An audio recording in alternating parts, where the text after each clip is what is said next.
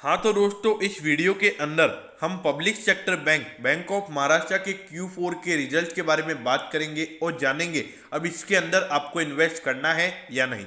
चलिए शुरू करते हैं। तो देखिए दोस्तों, सबसे पहले मैं वीडियो के अंदर इसकी प्रॉफिटेबिलिटी आप सब बाद में देखिए। सबसे पहले आपको देखना है एनपीए लेवल।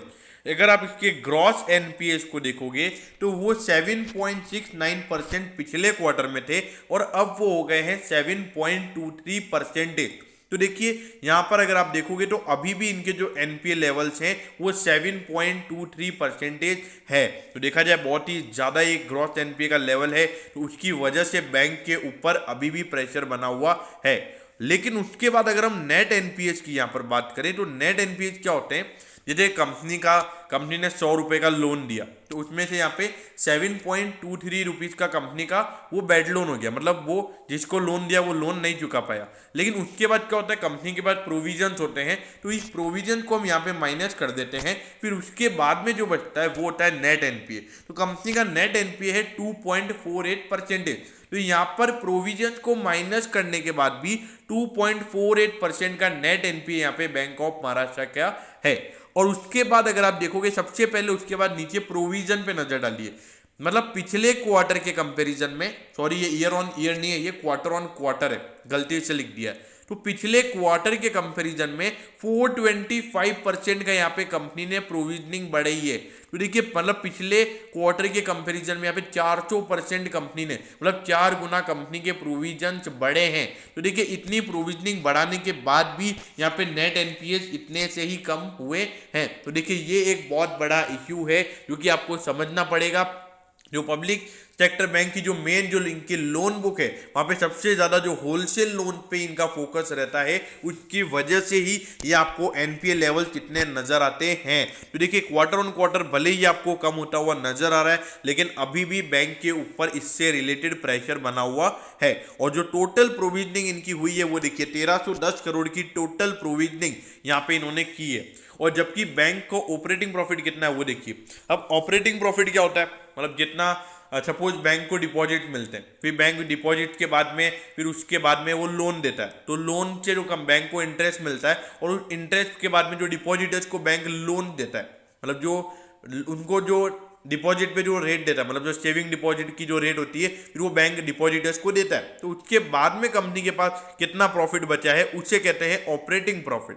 तो ऑपरेटिंग प्रॉफिट तो यहाँ पे पिछले क्वार्टर के मुकाबले 70% हमको बढ़ता हुआ नजर आया है। देखिए इसके अंदर प्रोविजन इंक्लूड नहीं होता है, प्रोविजनिंग इसके बाद की जाती है, ओके। और उसके बाद अगर हम नेट प्रॉफिट की अगर हम बात करें एट दी एंड, देखिए नेट प्रॉफिट क्या होता है, इसके अंदर प्रोविजन भी हो जाता है, कम बैंक के जो टैक्स पेमेंट है वो सब माइनस करने के बाद नेट प्रॉफिट आता है। तो नेट प्रॉफिट पिछले साल के मुकाबले 6.9% बढ़ता हुआ नजर आया है। तो देखा जाए ग्रोथ अच्छी है, इसमें ग्रोथ में कोई इश्यूज वाली बात नहीं है। ऑल दो ऑपरेटिंग प्रॉफिट भी यहाँ पे कंपनी का ईयर ऑन ईयर अच्छा है, क्योंकि ऑपरेटिंग प्रॉफिट पिछले साल के जनवरी से मार्च वाले क्वार्टर के कंपैरिजन में 158% बढ़ा है। मतलब पिछले साल जो कंपनी का ऑपरेटिंग प्रॉफिट था वो यहाँ पे डबल से भी ज्यादा हो गया है। और देखिए ये वाई वाई नहीं है, ये क्वार्टर ऑन क्वार्टर है। मेरा टीम मेंबर हमेशा गलती कर देता है तो इसलिए कोई बात नहीं।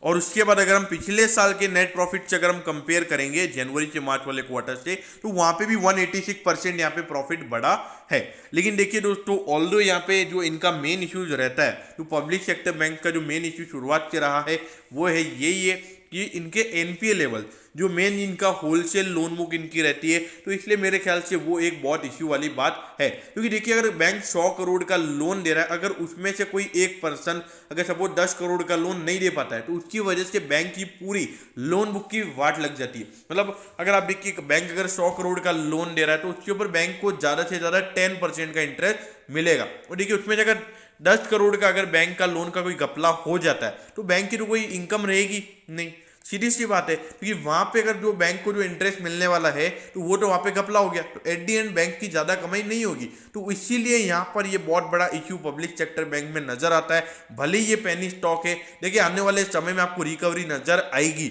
लेकिन देखिए दोस्तों, हमको ये बातों को नहीं भूलना है कि आरबीआई ने जो डिपॉजिट की, सेविंग डिपॉजिट की जो रेट है वो भी लगभग 4% रखी हुई है और फिक्स डिपॉजिट की रेट भी 5% है, क्योंकि आने वाले समय में बढ़ सकती है। क्योंकि देखिए अगर जो अगर वो ऐसा नहीं करते तो आने वाले समय में इन्फ्लेशन बढ़ सकता है, ये बात भी हमको ध्यान रखनी है। जो डिपॉजिट की रेटें अभी जो नॉर्मल हैं वो ठीक है, जब तक हर बैंक की प्रॉफिटेबिलिटी यहाँ पे अच्छी निकल कर आ रही है, लेकिन जब वो डिपॉजिट की रेट जब आरबीआई बढ़ाएगा इन्फ्लेशन को कंट्रोल करने के लिए, तो जब मेजर इश्यू खड़ा हो सकता है और जब ये पब्लिक सेक्टर बैंक की सबसे पहले वाट लगेगी। इसीलिए मैं यही बोलूँगा कि जो न्यू इन्वेस्टर्स हैं, जो स्मॉल इन्वेस्टर्स हैं, उनको ऐसे स्टॉक से दूर रहना चाहिए और अपने पोर्टफोलियो में अगर इन्वेस्ट कर भी रहे हो तो ज़्यादा पोर्शन नहीं होना चाहिए। मेरे ख्याल से तो 1-2% से ज़्यादा पोर्शन इन स्टॉक के अंदर आपका होना ही नहीं चाहिए।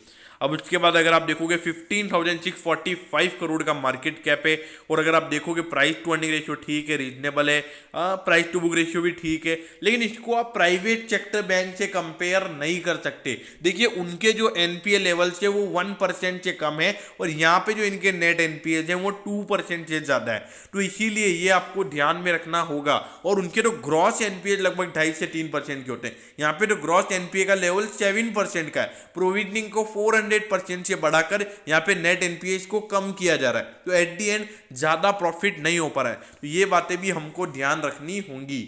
अब ये देखिए आप इसकी लोन बुक पे जो इफेक्ट पड़ा है, पिछले 17, 18, 19 में तो ये लॉस में ही था, और उसके बाद में पिछले साल अच्छा खासा प्रॉफिट हुआ। इस बार तो आरबीआई ने ज़्यादा रेट, डिपॉजिटर्स की रेट कम कर रखी थी, एफडी पे रेट कम है, सेविंग डिपॉजिट पे रेट कम है, तो उसकी वजह से यहाँ पर अच्छा खासा प्रॉफिट, मतलब जो डिपॉजिटर्स हैं उनको ज़्यादा इंटरेस्ट देना ही नहीं पड़ा। तो एट दी एंड सीधी सी बात है कि बैंक की प्रॉफिटेबिलिटी यहाँ पे आपको अच्छी खासी बढ़ती हुई नजर आ रही है।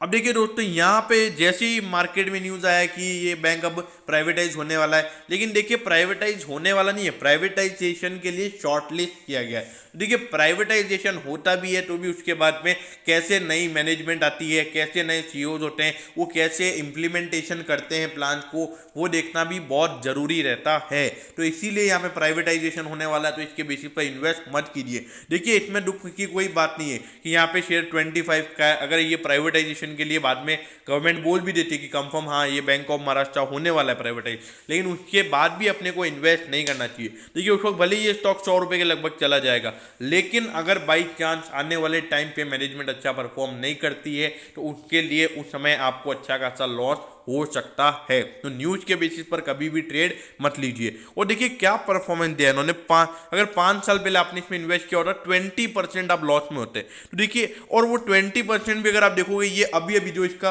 प्राइवेटाइजेशन का इसका न्यूज है उसके बाद ये स्टॉक इतना भागा है, बाकी तो ये स्टॉक में कोई मूवमेंट ही नहीं होता था। तो इसीलिए ये बातें आपको ध्यान में रखनी होंगी, ऐसे पीएसयू स्टॉक से आप दूर रहिए। क्योंकि देखिए जो पीएनबी, जो 3rd लार्जेस्ट इंडिया का पब्लिक सेक्टर बैंक है, उसमें अगर इतना बड़ा स्कैम हो सकता है तो आप इसके नीचे के लेवल्स वाले बैंक पे कैसे इतना भरोसा रख सकते हो। तो इसलिए पब्लिक सेक्टर बैंक के अंदर बहुत इश्यूज बने हुए हैं, और इनके अंदर जो लोन बुक की जो होलसेल लोन इनके अंदर है, मेरे ख्याल से वो एक बहुत ही प्रेशर इनके ऊपर रहेगा। तो लॉन्ग टर्म इन्वेस्टर से प्लीज दूर रहिए, और जो लोग इन्वेस्ट करना चाहते हैं, मेरे ख्याल से मेरा कोई ओपिनियन नहीं है कि आप इसके अंदर इन्वेस्ट कीजिए। देखिए अगर आपको कुछ अच्छा लगता है, कुछ ऐसे लगता है कि एनपीए लेवल इसके आने वाले समय में कम हो सकते हैं, तो आप लॉन्ग टर्म इन्वेस्टर अपने फाइनेंशियल एडवाइजर की एडवाइस लेकर इसमें इन्वेस्ट कर सकते हो। तो दोस्तों, आपको इस वीडियो अच्छा लगा होगा। अगर आपकी कोई भी क्वेरीज है तो आप कमेंट सेक्शन में कमेंट कर दीजिएगा, मैं ज़रूर आपके कमेंट पर रिप्लाई करूंगा। Okay, thank you, have a nice day.